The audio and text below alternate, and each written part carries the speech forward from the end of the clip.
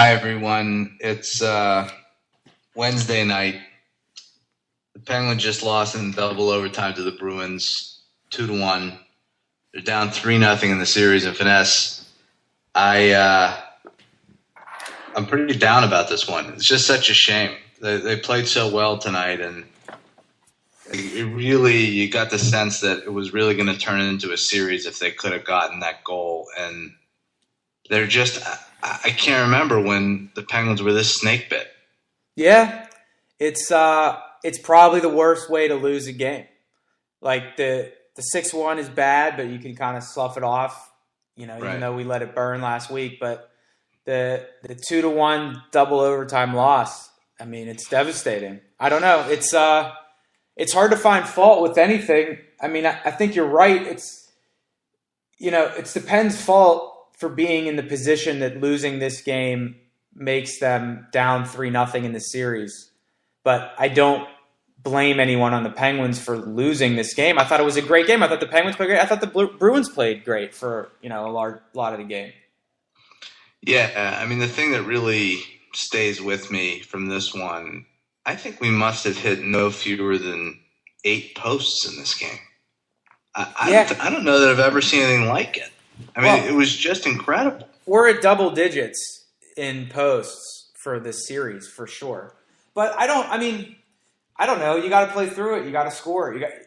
To me, posts are, missed shots. Some of them are bad luck, but they're missed shots. I mean, If the shot goes an inch inside the post, we're saying, wow, what a great shot. I mean, the guy's got to shoot better, you could say. I mean, I don't it's frustrating that you see all these posts. And, the thing I kept saying over and over again to the people I was watching the game with, 2 of whom had to bail early, so it was just me and my brother left, is, we just need a bounce. I was at the point where we were just praying for, a lucky bounce. We just needed a bounce.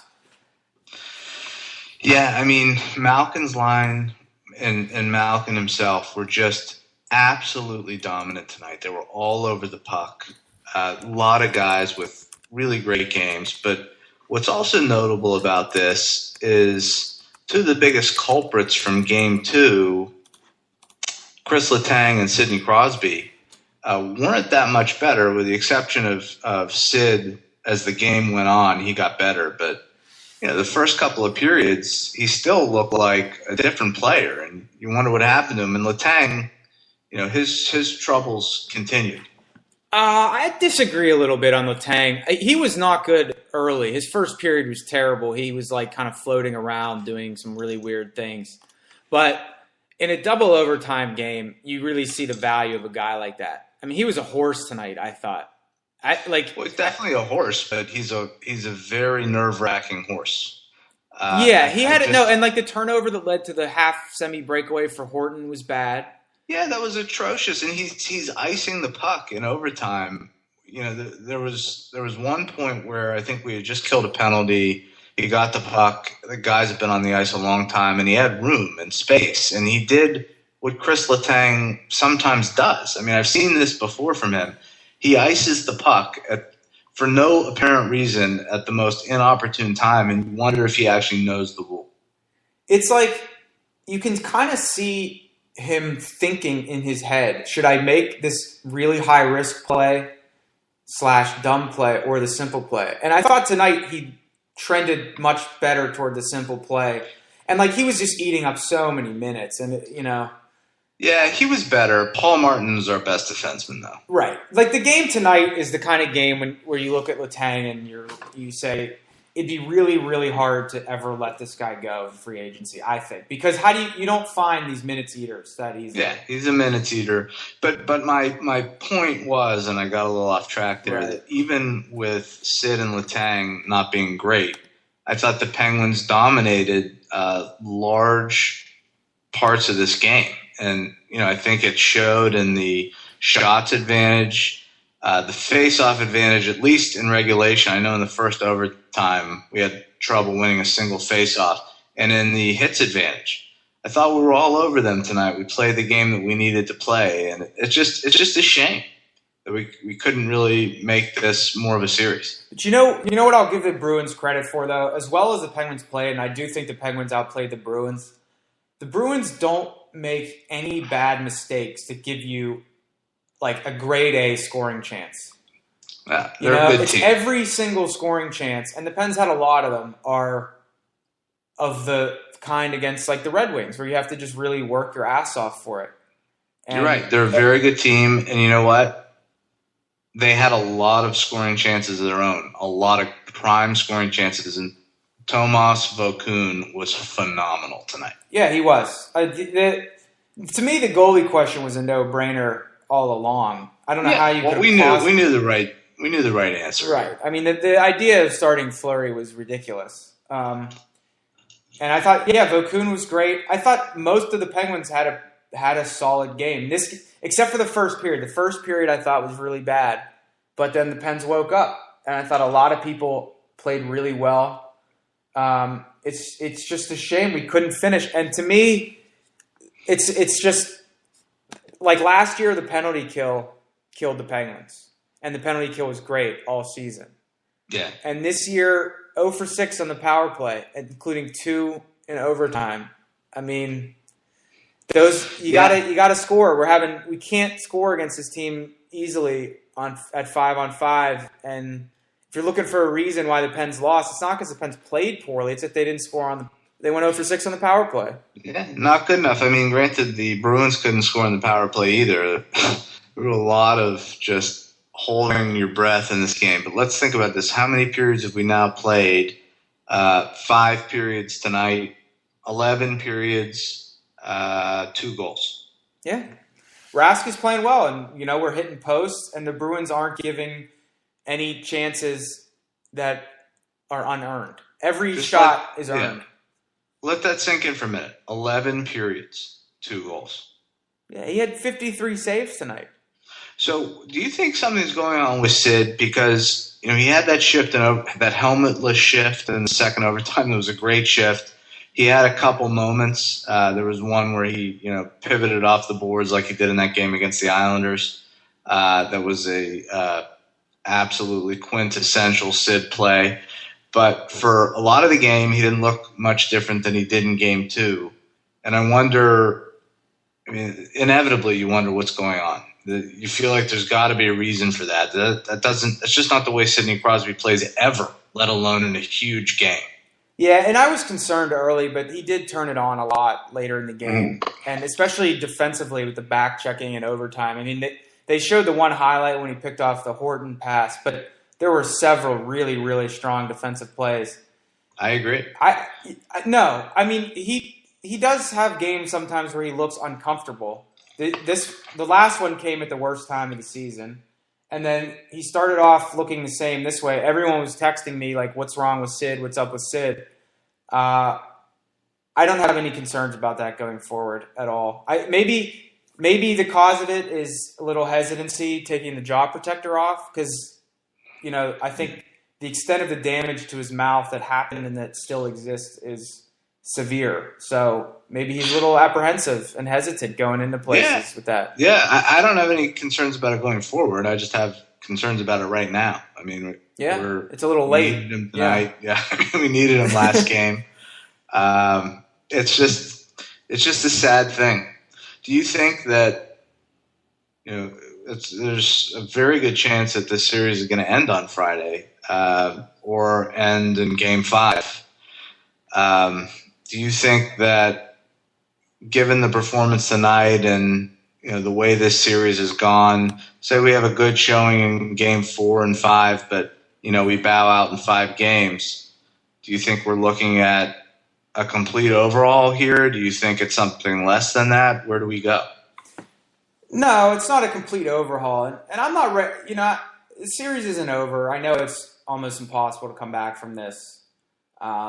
And the Bruins are very good, so they're not. And tonight was devastating. They're not going to. Yeah, it really was. They're not going to give it back to the Penguins. So the Pens are going to have to do this and try to catch some breaks 4 times in a row, which is very difficult to do against Boston. No, but I think what you do is you look at what the Bruins do, which is they say, all right, we could spend $18 million on 2 players, or we could spend $18 million on 4 players. And I think that's the thing the Pens have to think about. whether they want to invest the type of money in Malkin that it would take to keep him and keep going with this model. And obviously, they're both great players, and it's a little too soon to say it doesn't work. And it's kind of silly to think about, well, if they lose the next game, then it doesn't work. If they win the next game, it does work. That's kind of a small sample size. But yeah, you look at the teams that are winning, and what do they have in common? And that's what you try to do. You try to copy the teams that are winning. I don't know. The game that Malcolm played tonight, I think, tells me all I need to know about what you need to do to keep him. I mean, he was by far the best player on the ice tonight. It wasn't even close. He really was. But do you ever wonder, like, we've said hundreds of times how great of a game Malkin had. Do you feel like he's sort of almost underrepresented on the score sheet? It doesn't translate all the time. Like, he doesn't score as many goals as he should for how great he plays and how many like really incredible plays he makes and great chances he gets. Yeah, I mean, a couple of times tonight, I mean, it was just a matter of inches. That one ridiculous play he had, was it in the third period or overtime when he made that play and Iginla couldn't quite get to the rebound? That was, I think, in the third period. That was just ridiculous. I mean, who makes that play? Well, the story of this series, one of the stories of the playoffs could be titled, Iginla couldn't get to the rebound. Yeah, Iginla was really bad tonight with the exception of that one rush where he almost scored what would have been definitely the top 3 goals in Penguins history. Yeah. He couldn't quite pull it off. Do you mean the top three greatest goals or top 3 where the hell did that come from? Goals. Both, probably. But other than that, he was really bad. Like, he single-handedly killed one of our power plays. He just didn't have it. What was interesting was Brendan Morrow, on the other hand, I thought had a great game. Maybe his best game of the playoffs. Yeah. I just feel like we're missing like the finish. We lost all the finish. There's no question. There's no question. It seemed like maybe we blew it all against Ottawa. I don't know. Everything, like, even the good scoring chances are off the heel of the stick. You mentioned the posts. There's a lot of shots getting blocked. There's a lot of times where, like, James Neal gets away with the cross-check on Seidenberg in front, and then the rebound comes right out to him, but he's not looking at it. It's just tons of stuff. We're very close. Do you remember what happened when we were down 3-0 to the Flyers last year? Remember what happened in Game 4? Yeah, we scored 10 goals. Yeah, we scored 10 goals. That could happen. Yeah, it could. Oh, I think I might have I might have posted the wrong link. If anyone's having trouble with the link, I'll retweet it out. Yeah, it could happen. We're due. We're certainly due for a goal. No, I mean, I would say so. I'd say we could have easily had 5 or 6 goals tonight. Yeah, it's such a bummer. I wonder if anybody's listening to this because who would stay up and listen to this right now? What time is it? It's like 1 o'clock in the morning. Why would you be listening to this? If you're listening to this, go to sleep. Do yourself a favor. I don't think I'm going to be able to go to sleep for a while. I know. It's really tough. So, do you think the Pens have a chance to come back in the series? If I'm being honest, no. I don't think they have any chance to come back in the series. I just am thinking about winning a game on Friday. I think that would be terrific. And then we'll talk about Game 5 if that happens. But I've seen nothing that makes me think we can win a game in this series. No. Can't score. We have 2 goals in 11 periods. Our goalie played out of his mind tonight. If we couldn't win this game, how are we going to win any game? How much better can we play? Yeah, but how often does this game happen again? Like that we play this well and don't score. I'm going to check. You know what I'm going to do? I'm going to check the Corsies. I'm going to find the Corsies and look them up. I'm sure we killed them in Corsi. I'm sure it's not even close. Yeah. Well, a lot of good that did us. Great stat, Corsi. Yeah, Crosby was a plus 12 last game in Corsi. Suck it, Corsi. Yeah, you hate it. So, any changes for next game? Like, was anything off tonight? I don't know. I still think it's a little bizarre that Tyler Kennedy isn't playing. Agreed. I don't really understand it. I also was very nervous. I don't think he had a bad game, but I was always nervous when England was on the ice. I'm always nervous when Matt Niskanen is. I just think Matt Niskanen is paper soft. Yeah, he is. He's like Jordan Leopold tissue. He's just not. He's not a hard nosed playoff guy. Like if you're another team, that's the guy you're excited about when he's on the ice. Yeah. Yeah, the Kennedy scratch doesn't make sense to me. He's got to be in the lineup. Bennett I thought was fine, but Kennedy to me is a little bit better of an option. And yeah, when you're playing in double overtime of a playoff game, the guy you want in the lineup is Tyler Kennedy. That's the guy who's going to have a little more energy than everybody else. Right. Pens were +4 in Corsi's, so we won the Corsi's. Yeah, of course they were. Of course they won Corsi. And I did think England actually had a good game. I'll give the guy credit. I don't think I would have put him in the lineup, but he did play pretty well, I thought. Yeah. And he's acquitting himself well. There's a lot of talk on Twitter, and I mean we all saw it, but they were letting all kinds of water skiing go out there about how that was a penalty on Yager when he stripped Malkin. Yeah, well, and instead of that, I mean, yeah, of course it was a penalty, but it's like meaningless at that point in the game. Yeah, I'm not one of those guys that's going to get all upset about that. It's not what I was thinking. I understand that there's penalties that get called in the regulation that don't get called in overtime. It happens for both teams. The Pens had 2 power plays in overtime. We should have scored. Yeah, the referees I thought sucked. It's terrible, but you can't say that it was lopsided. That's one thing. That right. It's like I hate the management stuff. The like taking Joe Vitale off in the first period to cancel a power play. Like, yeah, or like taking Cook and Lucic in overtime when Lucic just grabbed Cook. I mean, I don't know why they take both. Like, make a hard decision. They make the easy decision, but the easy decision screws over one team or the other. And I'm sure a Bruins fan would come and point to 50 things that happened in scrums for the Bruins, and that's fine. Yeah. But we're not watching from the Bruins' perspective. So believe me, Jack Edwards tweeted. Just go back and look at Jack Edwards' timeline. You'll see all the things that should have been called on the Bruins' behalf. The Bruins dive a lot, man. Lucic even was diving a lot. I mean, I understand diving in overtime to drop penalty. I'm not judging it, but it just goes back when you try to criticize guys like Crosby or Malkin for diving. Yeah, like everybody does it because it's an advantage. So it's hypocritical to get angry about it. And Marchand is a disgrace. Guess how many shots Malkin took tonight? Attempted shots? 20. Attempted shots. 21. Wow. 10 on net. That's dominance. Mark Madden's having a little mini meltdown on Twitter. What's he doing?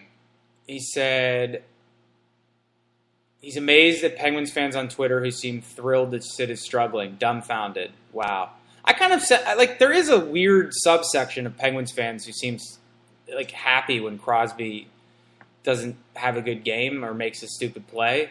To me, that seems like, how could you be a Pens fan and be happy about that?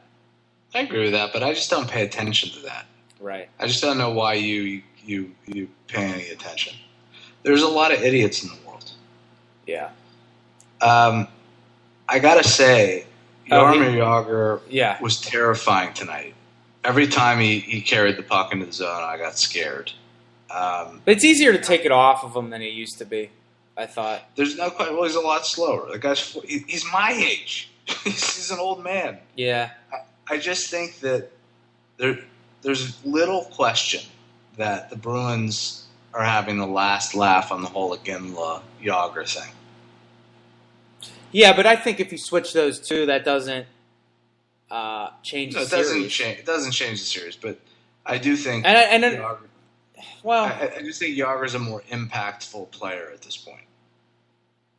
I think that the biggest kind of re-looking at the Penguins in the offseason would have to be like kind of the strategy of trade deadline acquisitions. Because it hasn't worked in a few years. and it's hard to mesh guys in, and I think when you look at Morrow and Iginla, it's going to come across as at some point there's going to be a story that comes out that the Penguins never had a plan to get both of those guys because it seems a little bit redundant to have both of those guys. Yeah. No, I think that. And it was only after Iginla said, "I'll go to Pittsburgh," and we wanted to keep him from Boston, I think, that we got Iginla. Right. It's tough to criticize that. I mean, if you're in Ray Shiro's shoes and you can get Brendan Morrow and Jerome Iginla for essentially one good prospect, you're going to do that. It's tough to criticize that move at this point, or both those moves. So Madden says, yeah. This team disintegrates in offseason. Pick between 71 and 58. Goalie shakeup maybe. Why would Iggy stay? Can you sign Duper? Last best chance. Well, I don't think it's a maybe on the goalie shakeup issue. I mean, I think that's not a maybe, but I also think it's like why are we talking about that now? Right, I agree. The series isn't over. Let's just wait. There's plenty. The offseason is long. I don't feel the need to talk about it. One thing I do know is that Chris Letang is making it a lot easier to make the decision about what to do in the offseason. Because but do you think that that Letang would be a better player? Like it's possible to coach this out of him. Like, don't you think Mike Babcock would salivate at the opportunity to coach Chris Letang?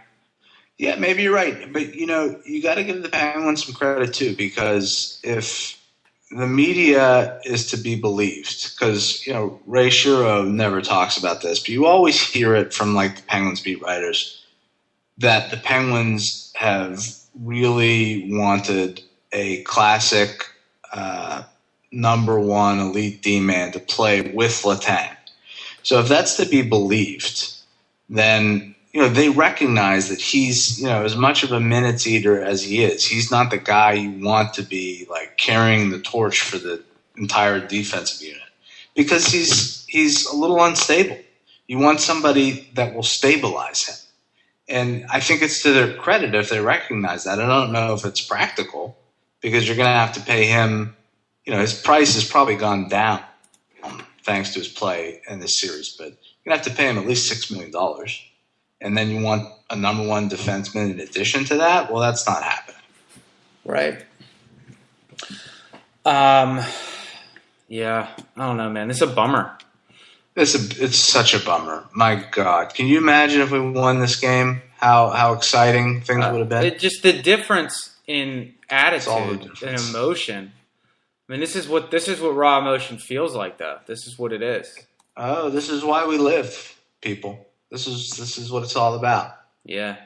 You live through this and, one day we'll be on the other side of this. Yeah, you keep the faith and series isn't over. It's very bleak. We both probably think the Penguins are going to lose the series. You don't want to go out with a sweep. And nothing to hang your heads about tonight's effort. It's still, but you can't throw games away in the playoffs. And the Pens threw 2 games away in Pittsburgh. I think that's about sums it up. All right, so we'll be back with what we hope is not our season finale podcast on Friday night. And, we'll just take it one day at a time here. We're all in this together. Chin up, everybody. Until next time, GTOG.